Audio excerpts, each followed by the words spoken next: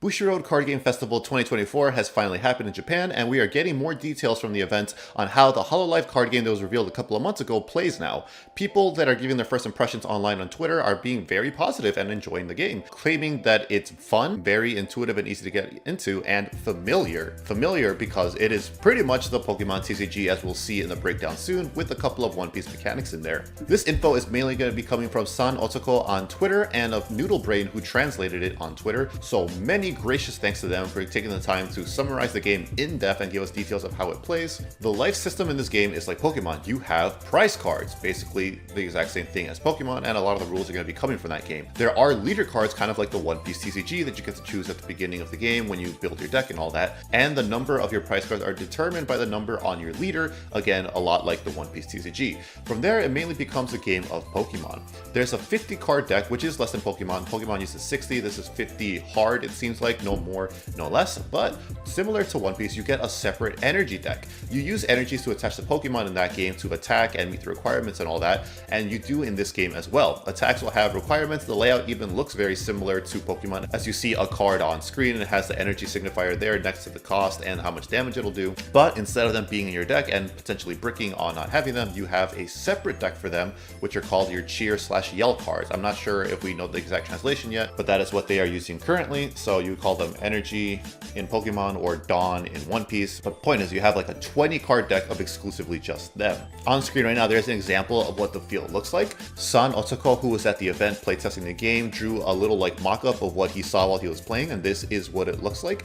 The description is very similar to Pokemon. You only have one active spot for your characters to be the one to attack and receive damage and all that, and then you have a backstage area, which is basically your bench area in Pokemon. You also have some additional areas that we'll get to, as you can see on screen right now, but this is basically the exact layout of the game. You have a zone for your Fave/Oshi card, which is your leader card in One Piece, so it's going to be determining your life total and all that. You have center stage, which is the active spot in Pokemon, and you have backstage, which is the bench. So including the Oshi, according to Noodle Brain's translation, that makes a total of 6 cards, 6 unit cards you could have on the field. Now, a really surprising thing that I was not expecting of this game is that there is an evolution mechanic. I don't know how the Way Schwartz game plays, because that game has some Hololive cards that are featured in it. I don't know if it has evolution, but I wasn't really expecting evolution in this game. That was really funny to me. So, you know, really pulling from the Pokemon inspiration. You have basic Hololive members, and they evolve. The basic forms are called the debut form, which is really cute in this game, and then you can evolve up to stage 2. Which is something that has always been a bit of a nitpick for me in Pokemon. I don't like that they're called basics and then stage 1s and then stage 2, so that the third form of the Pokemon ends up being called stage 2. Like, it doesn't affect gameplay, but that was always just something that really was a nitpick of mine growing up playing the Pokemon card game. It's really funny that this game is going to be having evolution mechanics, basically seemingly just because Pokemon does as well. You do draw a card going first in this game. Now, this game isn't out yet, maybe that'll change, but from the demonstration people had at this event, you do get to draw going first, which is something we don't really see a lot in card games now. Yu-Gi-Oh! Doesn't do that, Digimon doesn't do that. It's really interesting to see that from a new game in 2024. And similar to Pokemon, there will be item cards. Yeah, there'll be stuff you can play from hand, and they are split into 3 categories, allegedly like the Pokemon game as well. You have your supporter cards, which can only be used once per turn for that name, and that's it. You can only use a supporter once per turn, and then you have item cards that you can use multiple times per turn. So the inspiration for Pokemon is very clear here. So if you're a fan of that, like, you're in luck. And if not, well, let's hope it's a bit more interactive in that game. So something unique to this game on the field is the collab area. According to Noodle Brain's translation, other than center stage, there's also the collab area. Once a turn, you may play an untapped Hololive member into the collab area, and when you do, if the Hololive member has a collab effect, it activates. So that is a really cute way to emulate the way people collab on streams and stuff like that in Hololive. I like that as an effect, which is adorable. Attacks in this game are called arts, so they can be activated as long as you have the required energy signifier on it attached. And apparently they end the turn, so it's literally exactly like Pokemon. As soon as you attack, your turn's over. So like, it's crazy how like blatant it is, the clear inspiration. The Hololive member in the center stage isn't the only one that can use arts. The Hololive member in the collab area can also activate them as well. So technically, it's kind of like you have 2 active Pokemon. So that's really interesting there. Somewhat unique to this game. Apparently, the Hololive member in your collab area can be targeted by your opponent's arts. Also, a Hololive member in your collab area is returned to your backstage tapped at the start of your turn. More details on the collab area, he says, each time you send a Hololive member out to collab, you place 1 card from the top of your deck face down into the specialized zone. The specialized zone is used to play the cost of activating your Fave Oshi's abilities. The player going first may not activate them on their turn. So that's another little differentiating thing from the Pokemon TCG there that's pretty interesting. It seems like you have some like powerful effects that are balanced by that way of having their own cost. The cost for these like special attacks from your Oshis it has varying costs, it says. You have to put the specified number of cards into your specialized zone. These cards will have once per turn abilities and once per game abilities, so some are going to be really powerful and have different costs. You can lose the deck out at the start of your turn in this game, so it seems to be a bit of a risk reward there that you have to keep in mind how low you're getting on cards. When Hololive members take damage, you place damage counters on them like Pokemon. So basically the big thing here is that this really is a lot like Pokemon. Very similar structure like throughout the entire game. And they do walk us through what in a typical like game flow is like. They talk us through the phases and all that. There is an untapped phase, which is apparently the first thing that comes out, which means if you come from Digimon, since I am a Digimon YouTuber, it's like the unsuspend phase. Then you have phase 2, which is to return a Hololive card in the collab area to the backstage area suspended, tapped. Phase 3, which is draw, then attach one card from your Cheer Yell deck to a Hololive member of your choice on the field. So the fact that that is an entire phase, instead of not being able to do that whenever, is interesting. That is very surprising to me, because that slows down the pace of the game significantly compared to Pokemon, in my opinion.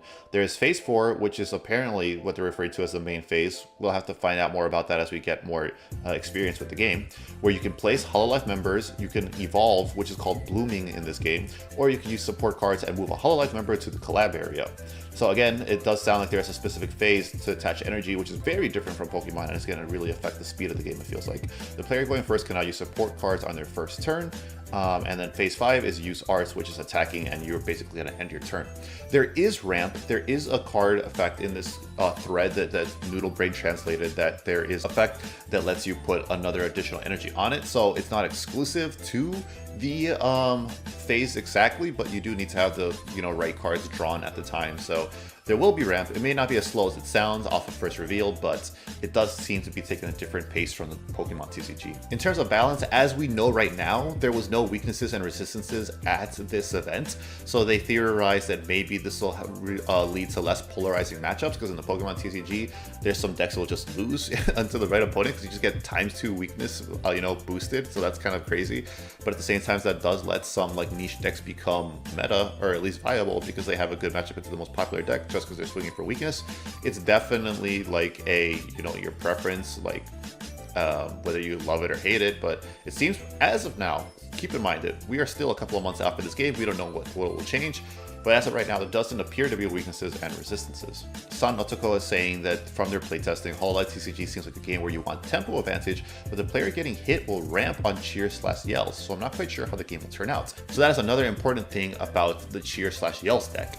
Let's go ahead and do like a whole section on that right now. So the cheer/yell deck, it is 20 cards. This is your energy in Pokemon, your Dawn in One Piece, and at the beginning of the phase, you draw one card from the top of your Dawn deck, or your Yell deck, whatever, your cheer deck.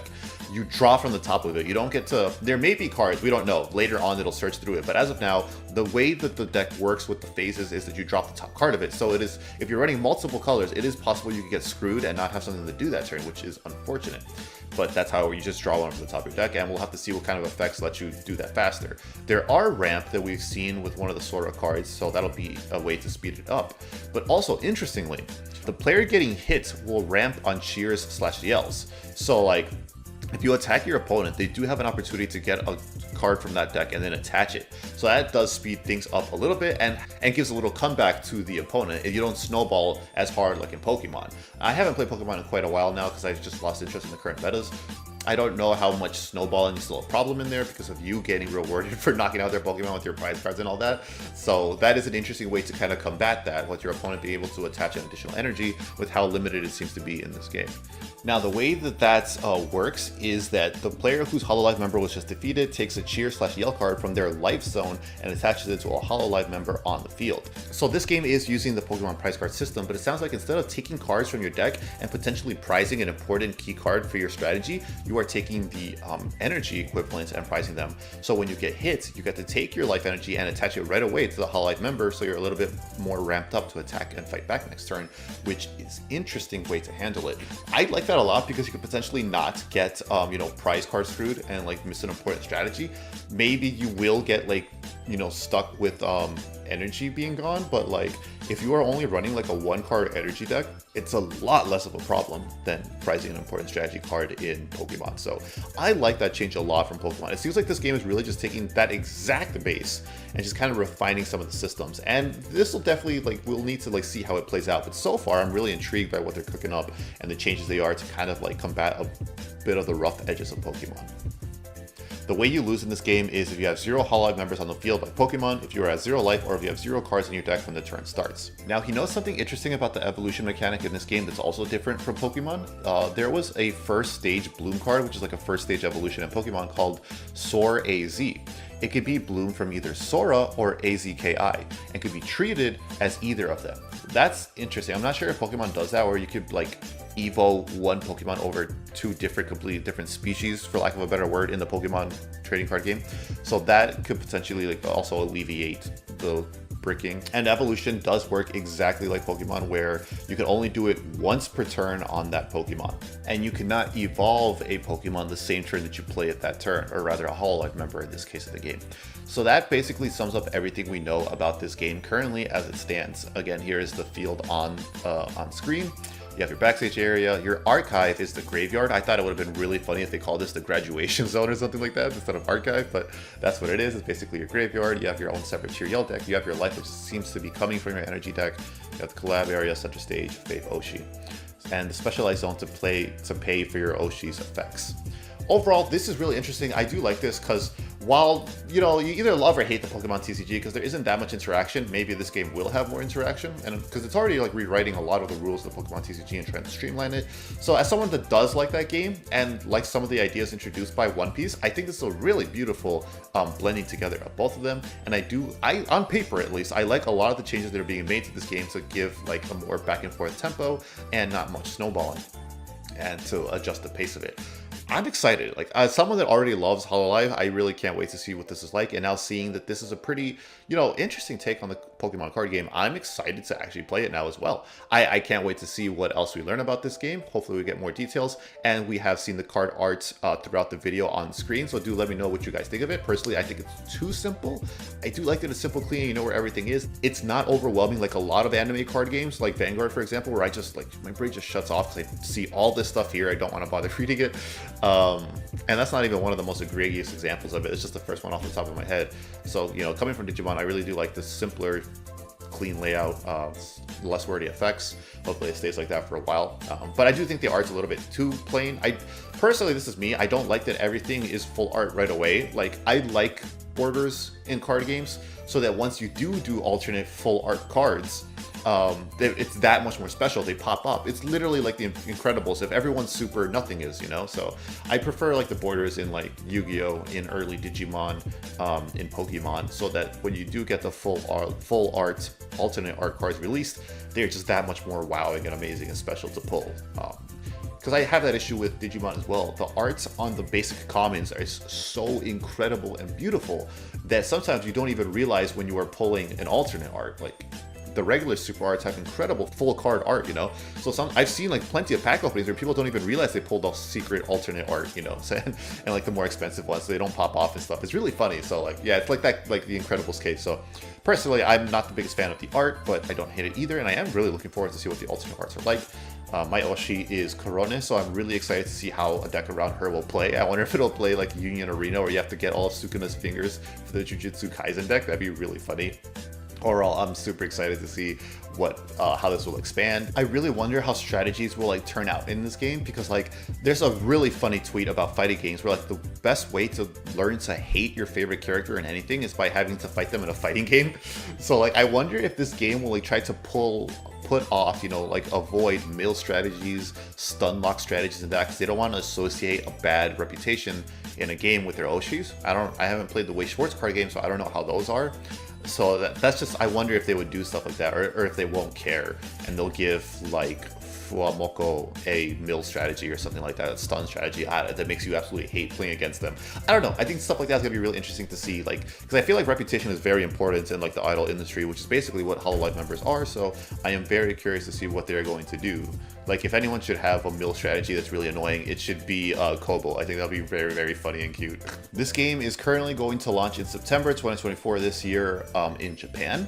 I don't think anything has been announced for English yet, but the English Twitter account for Hololive has tweeted about it. So I mean, it'd be really weird if we didn't get it. So we're definitely getting the game, but because they already tweeted about it in English. But that doesn't, I don't think that guarantees a worldwide release, because there's been no official word from either account that the release in 2024 is simultaneous or worldwide. So currently this is slated for 2024 in Japan, and I hope we get it soon to follow in North America and other regions pretty quickly. I'm excited. Let me know what you guys think about this. Are you excited that it plays so similarly to Pokemon and getting to refine some of the things you dislike about that game? Or are you disappointed and not interested in trying it? I'm super excited as someone that likes the Pokemon card game and Hololive. It's a really great blend of things I already enjoy, so looking forward to how this works out. Let me know if you want to see gameplay content on this game in the future going forward on the channel. I'll do a mix of this and Digimon, and I hope you guys had a great time, and I hope this video was helpful. I'll see you guys in the next one, and until then, remember to stay hungry until you get a taste of victory.